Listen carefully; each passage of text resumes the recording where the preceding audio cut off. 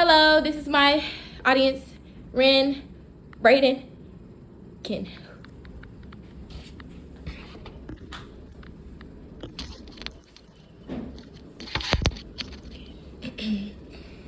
Today I'll be presenting to you today about how mental health matters. Have you ever sat in a classroom or stared at your laptop knowing you have work to do, but your mind just won't actually cooperate? You're tired, maybe overwhelmed, and even anxious, but none of that really shows up in your grades. All people see is whether you turn something in or not. But what they don't see is what it took to just get through the day. And that's the problem. The truth is, students are not failing school. School is failing students when it ignores mental health. According to the Center for Disease Control and Prevention, about 1 in 3 high school students say their mental health is not good, and most of the time that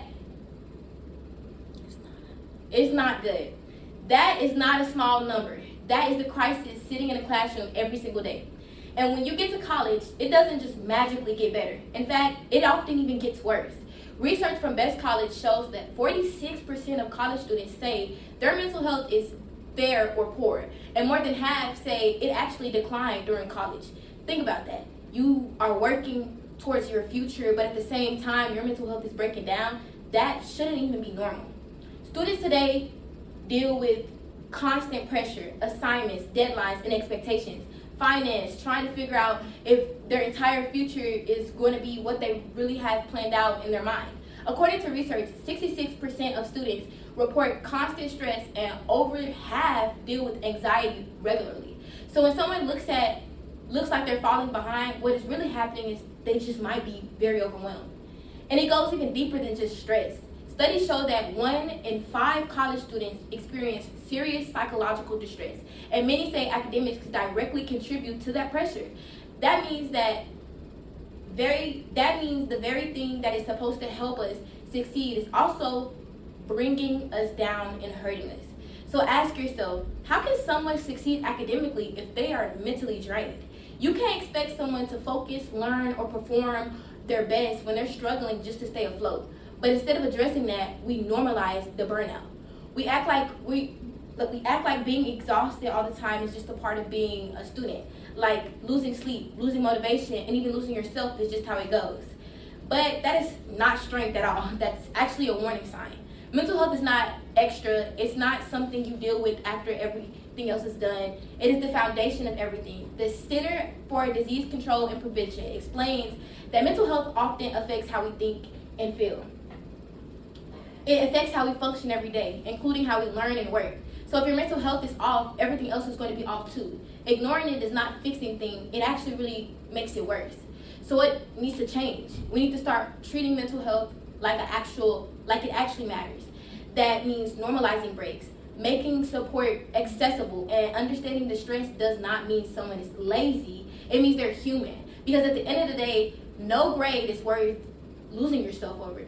No assignment is worth your mental health collapsing, and no student should feel like they have to suffer in silence just to succeed. So instead of asking, did you finish your work, maybe we should start making something more important, or asking something more important. Are you okay? Because the mental health is not optional. Now I will say, when it comes to our school or our college, MTSU, there are resources on campus such as the counseling area in the rec center, as well as the distress room, which I haven't personally been in there yet, but it's more so a chillax room where there's massage chairs, big plants, waterfall, all of that good jazz. I feel like things like that, it really does help de-stress a student so that they know that they have something that they can go to have an area and a support system that they feel like they actually won't have because they isolate themselves because they feel as though it's just too overwhelming. I think the problem is we focus too much on what other people have going on, that we lose faith in fact in ourselves, and we're comparing ourselves over and over and over.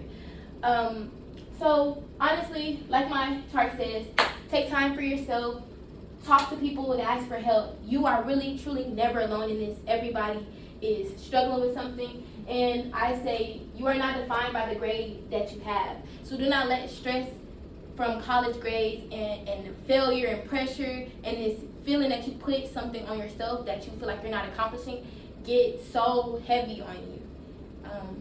That is my conclusion. That's my conclusion. This is my audience.